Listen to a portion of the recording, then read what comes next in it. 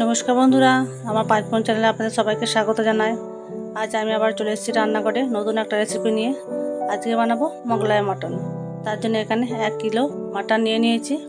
এখানে নিয়েছি কাঁচা পাকা লঙ্কা, রসুন কুচি, কাজু বাদাম, এলাচ, পেঁয়াজ কুচি, হলুদ গুঁড়ো, লঙ্কা গুঁড়ো, নুন, শুকনো লঙ্কা, কাসুরি মেথি, টক দই আর সরষের তেল। আপনারা প্রথম থেকে শেষ পর্যন্ত দেখবেন। প্রথমে আমি মাংসটাকে ভালো করে মেখে নেব। আমি এখানে একটা বাটির মধ্যে মাংসগুলোকে ঢেকে নিয়েছি।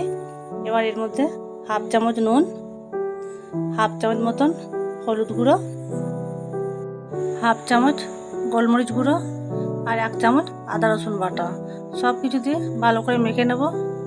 সব কিছু দিয়ে ভালো করে মেখে আমি মাংসটাকে 1 ঘন্টা ঢাকা দিয়ে রাখবো। আপনার কাছে যদি সময় কম থাকে তাহলে আধ ঘন্টা ঢাকা দিলেও হবে।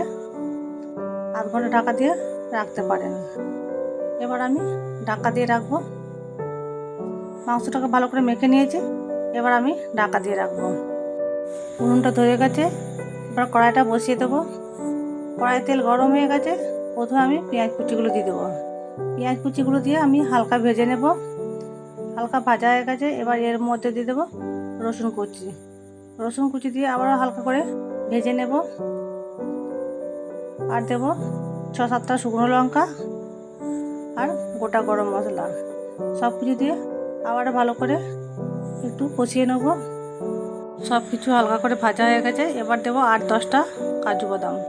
কাজু বাদাম দিয়ে আবার একটু ভালো করে ভেজে নেব। এই কড়াইয়ের মধ্যে আমি মধ্যিখানে পেঁয়াজগুলোকে সরিয়ে নিয়েছি। এর মধ্যে দিয়ে দেবো 1 চামচ গোটা জিরে আর 1 চামচ গোটা ধনে। এর সাথে আমি ভালো করে ভেজে নেব। আর দিয়ে দেবো 4টে চেরা কাঁচা লঙ্কা। চেরা কাঁচা লঙ্কা দিয়ে ভালো করে মিশিয়ে আমি নাবিয়ে নেব। নাবিয়ে আমি ভালো করে বেটে নেব। এবার কড়াইয়ের মধ্যে আমি সর্ষের তেল দিয়ে দেবো। সর্ষের তেল দিয়ে আমি পেঁয়াজগুলোকে ভেজে তুলে নেব।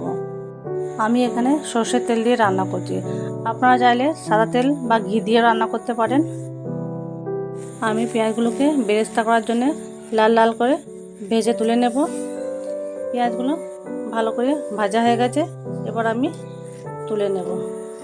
এই তেলের মধ্যে আমি দিয়ে দেবো ফোড়নে 2টো তেজপাতা আর হাফ চামচ গোটা জিরে। জিরে সুন্দর গন্ধ বেরিয়েছে। এবার আমি মেখে রাখা মাটনটা দিয়ে দেবো। মাটন দিয়ে আমি ভালো করে কষে নেব। দেখুন বন্ধুরা, মাটনগুলো ভালো করে এদিক ওদিক করে আমি কষিয়ে নিয়েছি। এবার আমি ঢাকা দিয়ে রাখবো 10 মিনিট মতো। ঢাকা খুলে আবার একটু ভালো করে মিশিয়ে নেব। মাটন থেকে অনেকটা জল বেরিয়ে এসছে।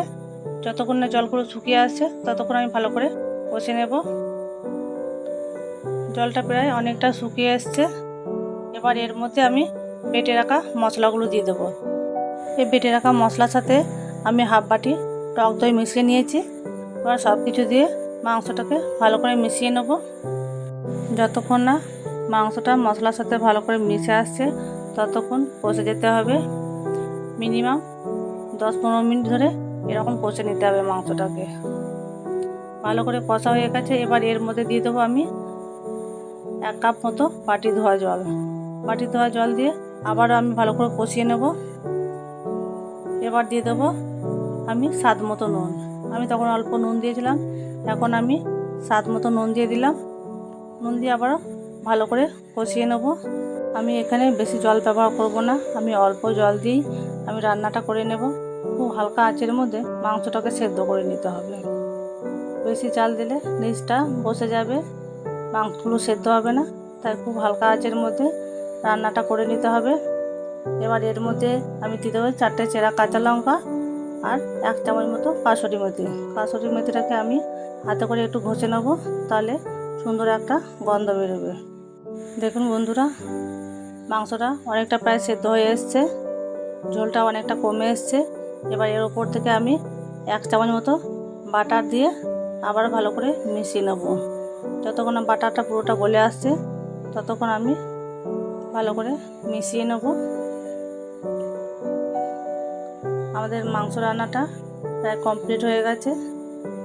এবার আমি হালকা আঁচে 2 মিনিট মতো ঢাকা দিয়ে রাখবো। 2 মিনিট পর আমি নামিয়ে নেব। বন্ধুরা, এইভাবে একবার মোগলাই মাটন রান্না করবেন, দেখবেন দারুণ টেস্ট। এবার আমি নামিয়ে নেব। আমি মটনটা নামিয়ে নিয়েছি। এবার ওপর থেকে ভেজে রাখা বেরেস্তাটা দিয়ে দেবো। বন্ধুরা, যদি রেসিপিটি ভালো লাগে লাইক শেয়ার করে আমার পাশে থাকবেন। আর রান্নাটা কেমন হলো কমেন্ট করে জানাবেন। সবাই ভালো থাকবেন, সুস্থ থাকবেন, সাবধানে থাকবেন।